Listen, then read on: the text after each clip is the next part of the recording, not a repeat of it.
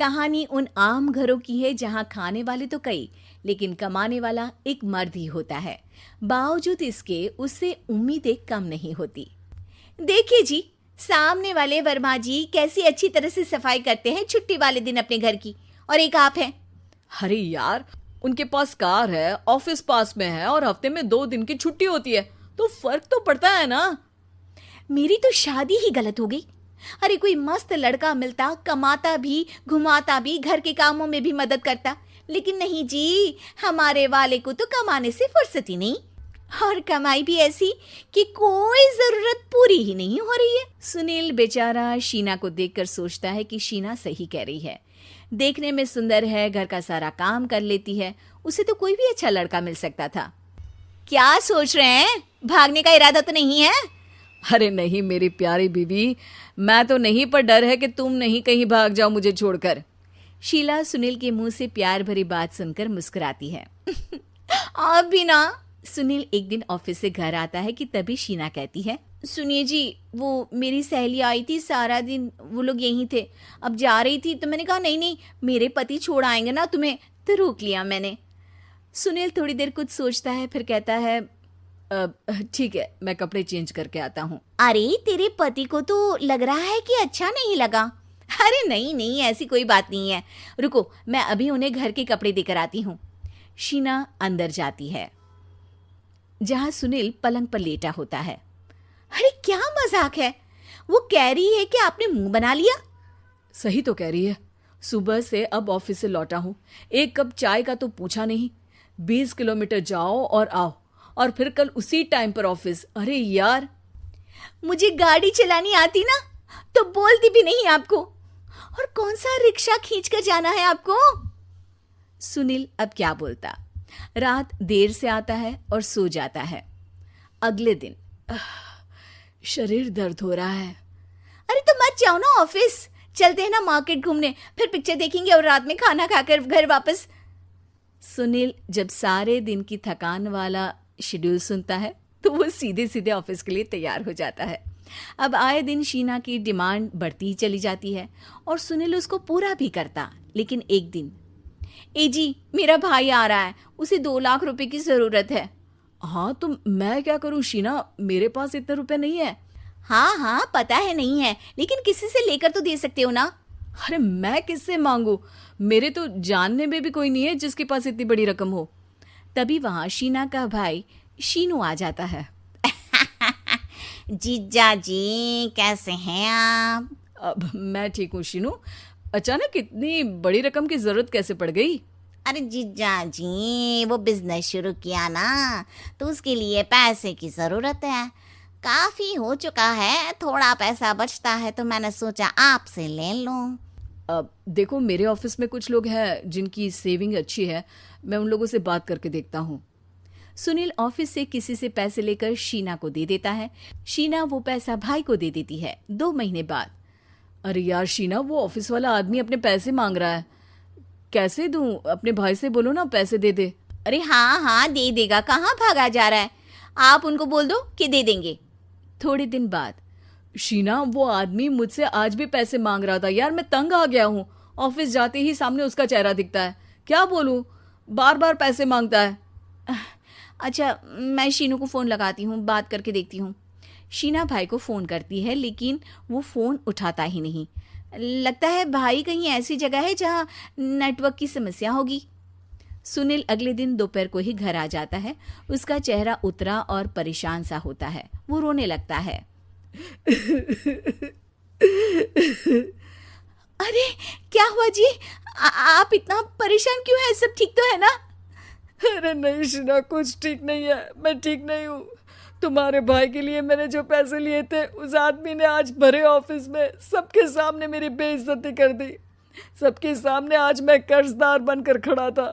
मैंने हर वो प्रयास किया घर चलाने के लिए जो मैं कर सकता था, लेकिन अब नहीं होगा। वो फिर रोने लगता है। अरे आप तो औरतों की तरह रो रहे हैं, मर्द हैं आप। क्यों, आदमी के सीने में दिल नहीं होता, या फिर वो इंसान नहीं मशीन होता है? अरे मैं थक चुका हूँ शीना, तुम समझती क्यों नहीं? मैं भी शारीरिक और मानसिक रूप से थकता हूँ, मैं भी आराम करना चाहता हूँ, सुकून चाहता हूँ। मैं अब कुछ नहीं कर सकता। कुछ नहीं। वो बैठ जाता है। शीना पति को हैरान परेशान देखकर चुप हो जाती है। अगले दिन, सुनिए, ये लीजिए 2 लाख रुपये, उस आदमी को दे दीजिए और बोल दीजिए कि आज के बाद किसी को पैसे के लिए बेइज्जत ना करे। सुनील पैसे देखकर राहत की सांस लेता है। अरे शीना, तुमने तो मेरा बहुत बड़ा काम कर दिया। अब मैं शान से ऑफिस जा सकता हूँ।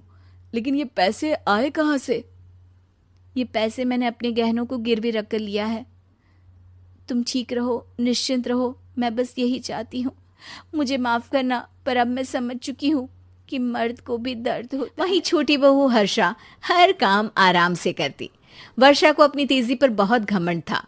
वो बात बात पर हर्षा को ताना मारा करती। एक दिन वर्षा किचन में खाना बना रही होती है और हर्षा से कहती है, देवरानी जी, इतना धीमे धीमे खाना बनाओगी तो लोग भूख से मर जाएंगे।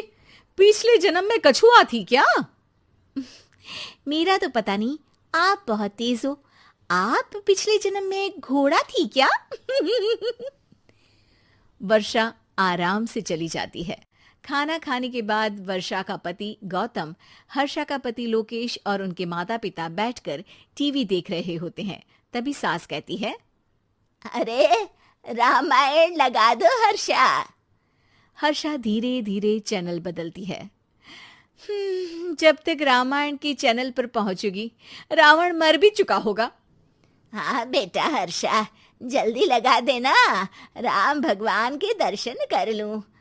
जी लगा तो रही हूँ। इतना स्लो?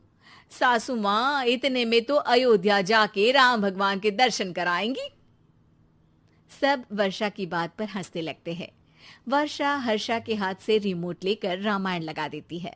हर्षा बुरा नहीं मानती और वो भी हंसते हुए वहां से चली जाती है। एक दिन हर्षा खाना खा रही होती है। तभी वर्षा वहां आके कहती है, अरे कितना धीमे धीमे खा रही हो। इतने में तो शादी में 100 लोग खाना खा लेते। आधे घंटे से खाना खा रही हो तुम। अरे खाने को चबा चबा कर खाना चाहिए। हाँ हाँ, आप तो चबा के भी खाती हो और दबा के भी। अरे आपको मेरे धीरे खाने से दिक्कत है या ज्यादा खाने से? अरे आप धीमे खाओ या ज्यादा खाओ, मुझे क्या। बस मैं ये कहने आई थी कि सुबह कुछ मेहमान आ रहे हैं, जल्दी उठ के खाना बना लेना, देर मत करना। साथ में बनाते हैं ना। तुम्हारे साथ बनाऊंगी तो स्पीड को 5वें गियर से पहले गियर पर ले आना पड़ेगा। अरे भाई, तुम्हारे साथ रहकर तो मेरी तेज रफ्तार पर भी असर पड़ेगा और मैं भी तुम्हारी तरह हौले हौले काम करने लगूंगी सब। ठीक है, मैं पराठे बना लूँगी और सब्ज़ी बना लूँगी। आप चपाती बना लेना और दाल बना लेना। हाँ हाँ ठीक है, पर अलग अलग ही बनाएंगे।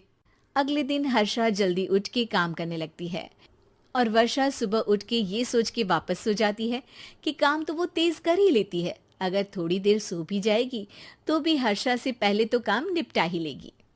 हर्षा बेटा, आज भगवान के लिए थोड़ा जल्दी हाथ चलाना। हाँ, मेहमान आने ही वाले हैं।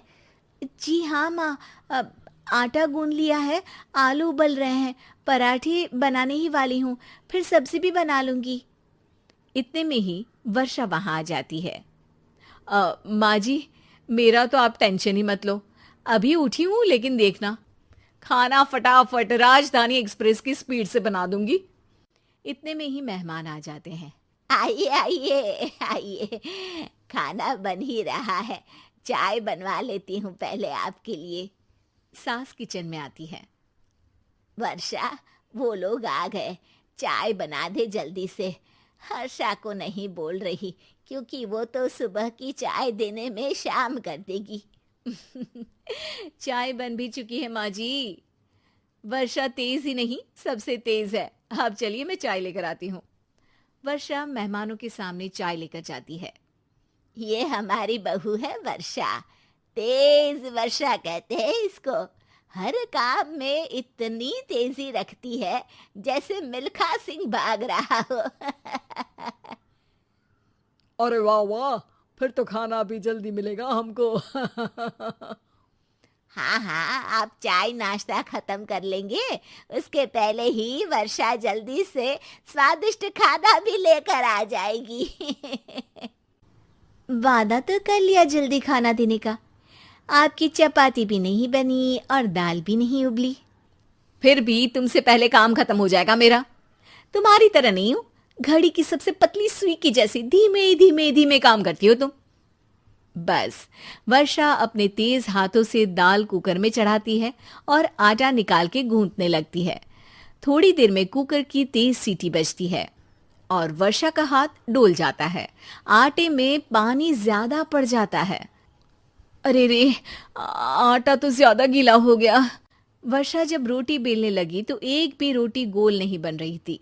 कोई रोटी श्रीलंका के नक्शे जैसी थी तो कोई रोटी ऑस्ट्रेलिया के नक्शे जैसी बनती। वर्षा चिढ़ जाती है। कुकर फिर से जोर से सीटी मारता है।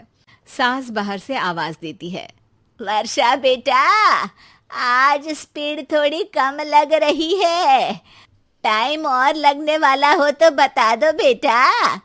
वर्षा को ये बात सुनकर बहुत बुरा लगता है। वो सोचना भी नहीं चाहती थी कि कभी उसकी तेजी पर कोई सवाल उठेगा। वहीं हर्षा धीमे धीमे अपना काम करती रहती है। वर्षा दाल बनाते वक्त भी इतनी घबरा जाती है कि जल्दबाजी में दाल में नमक ज्यादा गिर जाता है। वर्षा का खाना फिर भी हर्षा से जल्दी तो बन जाता है और जब खाना मेहमानों के सामने लगता है तो सब हर्षा के खाने की तारीफ करते हैं। अरे पराठे तो कमाल की बनी है और सब्जी भी। बस दाल में नमक थोड़ा इधर उधर हो गया है। वर्षा को बहुत शर्म आती है और वो नीचे सर करके खड़ी रहती है। तभी हर्षा कहती है, वो ना मैं थोड़ी जल्दबाजी कर गई और नमक ज्यादा हो गया, पर पराठे तो वर्षा भाभी ने ही बनाए हैं, इसीलिए तो अच्छे बने हैं। वर्षा ने कभी नहीं सोचा था कि हर्षा के काम की इतनी तारीफ होगी। लेकिन मतलब अब सास और बहू दोनों कमा रही थी, खुद की जिंदगी जी रही थी, मिलजुल कर रह रही थी। लेकिन कहते हैं ना, दुख के दिन नहीं टिके तो सुख के दिन कैसे। अरे मंगलू, कहाँ है? कितने दिनों से गांव नहीं आया माँ की खोज खबर लेने। तभी मीना आ जाती है। अरे दादी साहब, कैसे आना हुआ? बताया नहीं, हम स्टेशन आ जाते। ये बोलते हुए मीना अपनी दादी सास के पैर छूने के लिए झुकती है कि दादी सास जोर की लात मारती है। बड़ी आई, कैसे आना हुआ? मेरे पति का मकान है ये, और तेरे बाप ने क्या दिया जो तू पूछ रही है, हैं?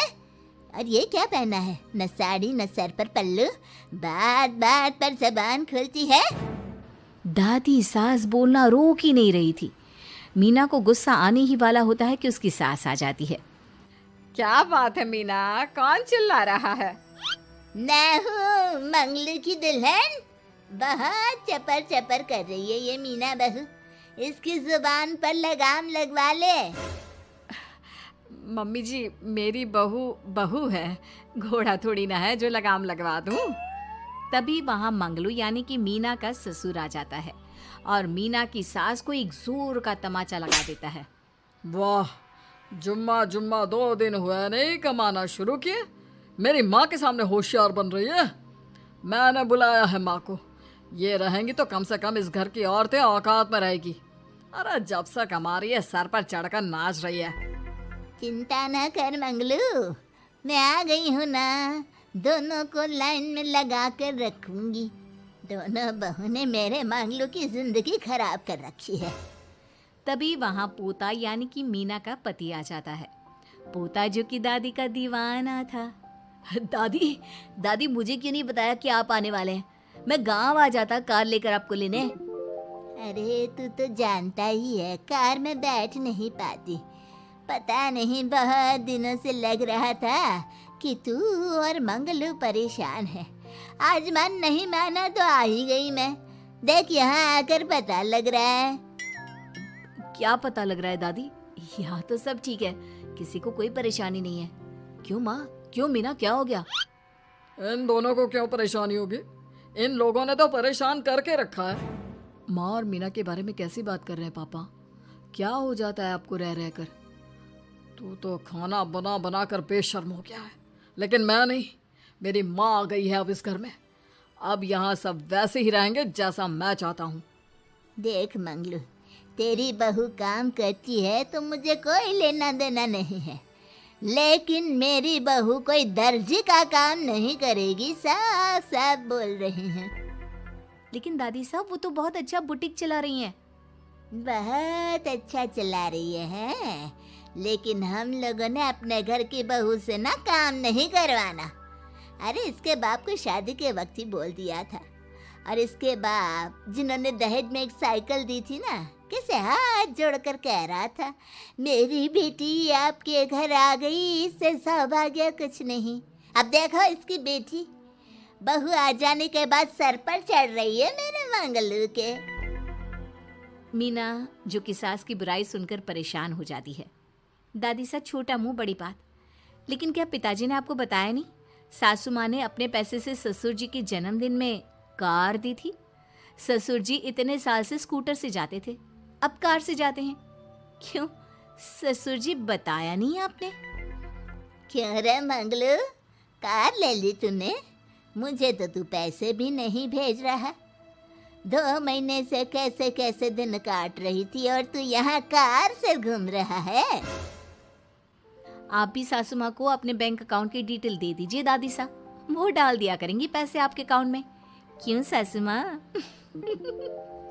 मंगलू यानी कि मीना का ससुर, जिसने अपनी माँ को गांव से सिर्फ अपनी बीवी को लगाम लगाने के लिए बुलाया था, ये सब देखकर जोर से चिल्लाता है, मीना बहू, चलो दादी सास आई है, ये नहीं कि खाने पीने का इंतजाम करे। अरे माँ, तू भी किन लोगों की बात में आ रही है? चल मेरे साथ मेरे कमरे में चल। ससुर अपनी माँ को लेकर कमरे में चला जाता है और दोनों बैठकर वैसे ही पंचायत शुरू कर देते हैं जैसे कोई बहू अपनी माँ से सास की बुराई कर रही हो। देख मंगलू, गलती तो तेरी ही है जो तूने घर की जनानियों को काम के लिए बाहर निकाला। दूसरे तेरे पापा को देखा था, कभी मुझसे फालतू बोलते। अरे मरते दम तक तेरा बाप मेरी मुट्ठी में रहा है, यही सिखाया था मैंने तुझे। क्या बोलूं माँ, जब से ये मीना बहू घर आई है ना, इसने घर का सारा इतिहास भूगोल बदल कर रख दिया है। उस तितली से तो मैं बाद में निपटूंगी, पहले तेरी वाली को तो ठीक कर दूं। अरे बहू क्या आ गई, खुद को टाटा अंबानी समझने लगी है। माँ देख, जो भी हो, इस बात को याद रखना कि हमारे घर की परंपरा क्या है। औरतों का औकात में रहना जरूरी है। अरे बहू के साथ मिलकर माँ ये बहुत उड़ती रहती है।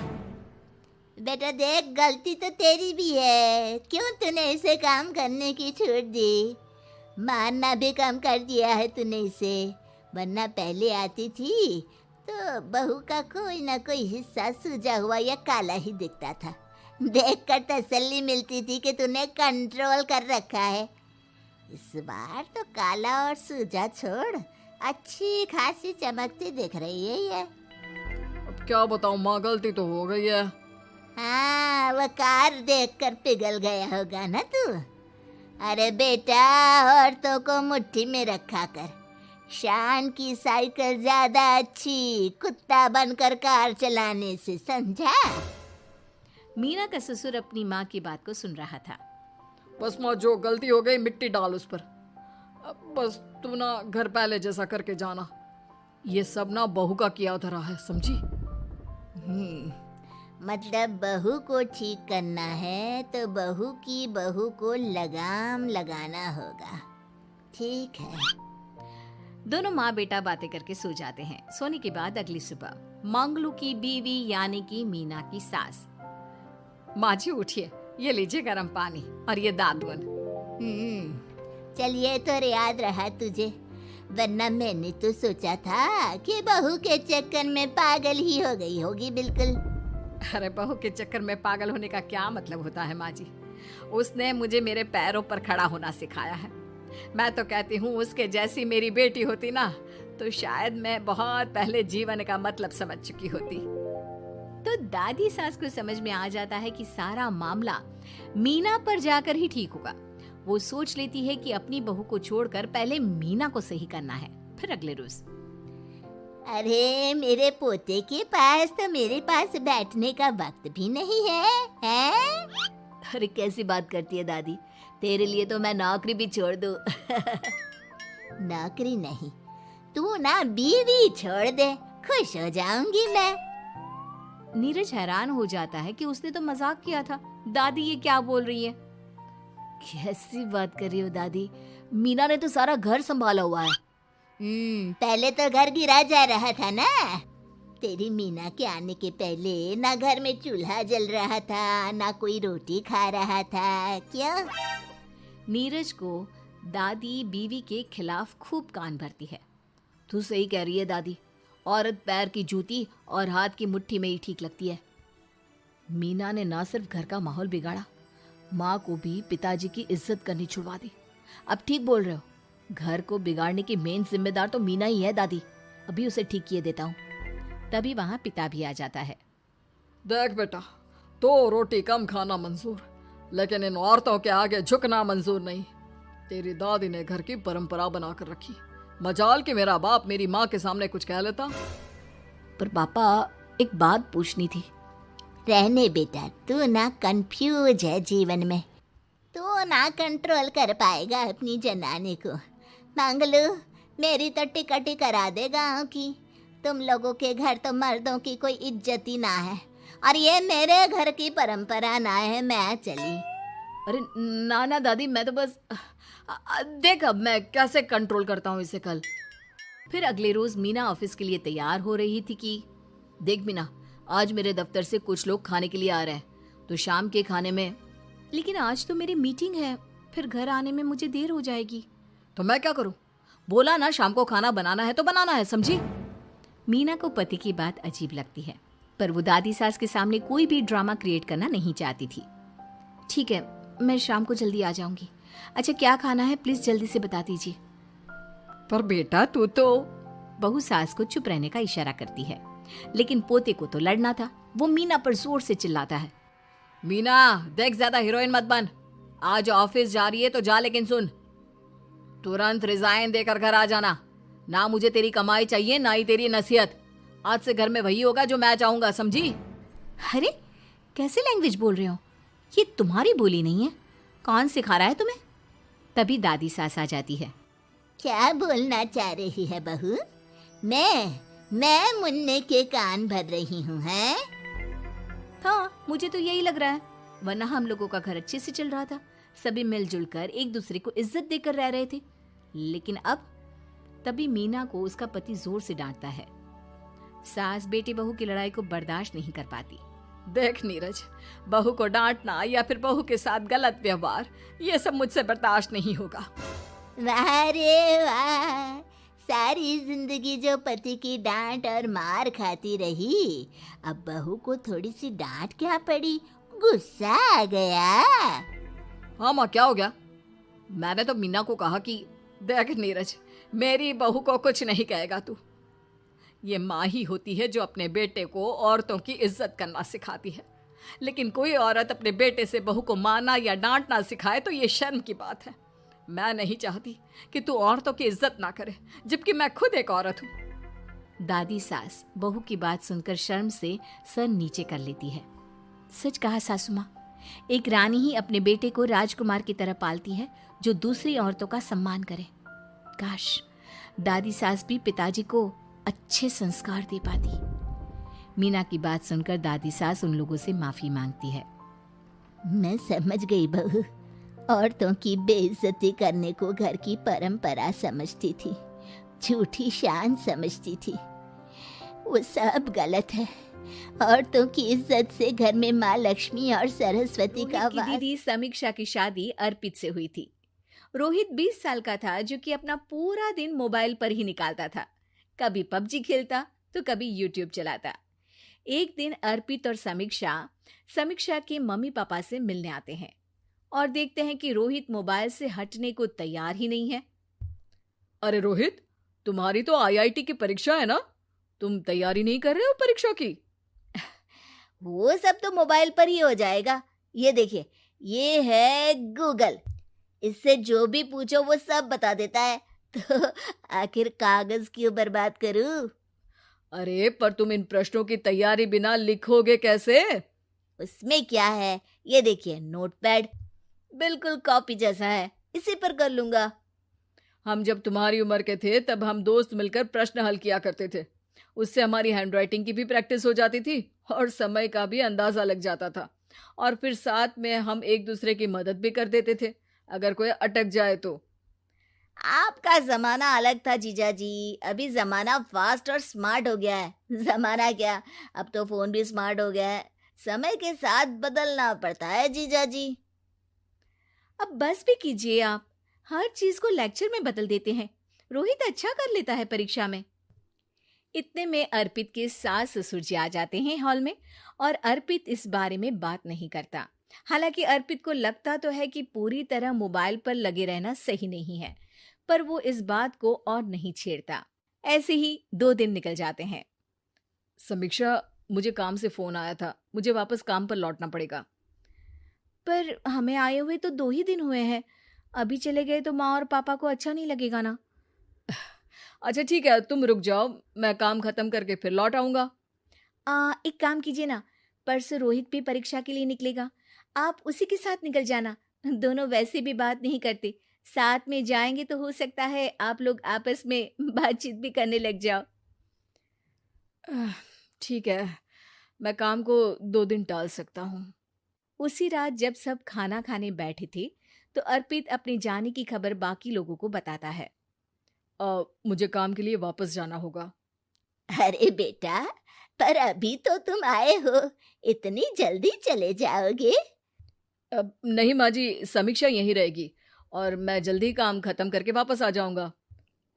ठीक है, काम भी जरूरी है। वैसे कब निकलोगे बेटा? 2 दिन में। मैंने सुना है कि उस दिन रोहित को भी परीक्षा के लिए जाना है, तो कल मैं दोनों की टिकट करा लेता हूँ बुक। मेरी टिकट रहने दीजिए जीजा जी, मैं तो फोन से ही करवा लूंगा। हाँ, पर कोई दिक्कत हो गई तो? अरे कोई दिक्कत नहीं होती जीजा जी, फोन सब कर सकता है। हमारे फोन के रिचार्ज से लेकर टीवी का रिचार्ज सब रोहित यही फोन से बैठे बैठे कर देता है। अब ये नई चीज तो हमारे समझ के परे है, पर अच्छा है कि रोहित जानता है। हमारी मेहनत इतनी कम हो गई भाई। हाँ, पर अगर टिकट नहीं मिली तो? अर्पित की बात पूरी होने से पहले ही बिजली चली जाती है। अरे ये क्या हो गया, आपने बिजली का बिल भर तो दिया था ना? अरे नहीं, मैं तो भूल गया था। अरे टेंशन मत लो माँ। देखा जीजा जी, आप बिजली का बिल भी भर सकते हो, समय बदल गया है। एक बार फिर अर्पित इस बात पर बहस नहीं करता।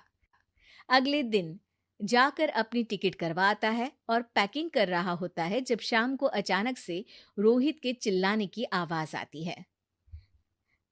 नहीं, प्लीज प्लीज हो जा, ऐसा मत कर यार, प्लीज हो जा। अरे क्या हो गया रोहित? दीदी, सर्वर हैंग हो गया, मेरी टिकट नहीं हो पाई दीदी। क्या मतलब टिकट नहीं हो पाई? इतने में वहां रोहित के मम्मी और पापा भी आ जाते हैं। अरे क्या हो गया? माँ, मेरा टिकट नहीं हो पाया, सर्वर डाउन हो गया। अरे पर तूने तो बोला था कि हो जाएगा। हो जाता है, पर अब क्या करूं, ये क्या हो गया? अब कल की तो कोई बस भी नहीं है, ना ही अब टिकट मिलेगी ट्रेन की कल के लिए। मुझे तो कोई रास्ता नहीं दिख रहा। अब फिर लगता है मेरा ये साल बर्बाद हो जाएगा। घर पर एकदम से दुख का माहौल छा जाता है और सब रोहित को डांटते हैं, पर इतने में अर्पित वहां आ जाता है। आप सब रोहित को क्यों डांट रहे हैं? आपने ही तो उसे बढ़ावा दिया था ना। लेकिन इसकी लापरवाही के कारण इसकी परीक्षा छूट जाएगी। इसने तो हमसे कहा था कि टिकट हो जाएंगे। हे भगवान, अब क्या होगा? चिंता करने की कोई बात नहीं है, मैंने एक एक्स्ट्रा टिकट करवा ली थी। मैं समझता हूँ कि मोबाइल हमारा ही काम आसान करने के लिए है, पर उस पर ही पूरी तरह से निर्भर होना तो गलत बात है ना। रोहित टिकट को देखकर बहुत खुश हो जाता है और जोर से जाकर अपने जीजाजी के गले लग जाता है। सॉरी जीजा जी, मुझे आपकी बात ध्यान से सुननी चाहिए थी, पर थैंक यू सो मच। हाँ बेटा, तुमने तो इसका भविष्य बचा लिया। शिक्षा, दूसरों से मदद मांगना गलत नहीं, पर दूसरों पर निर्भर हो जाना गलत है।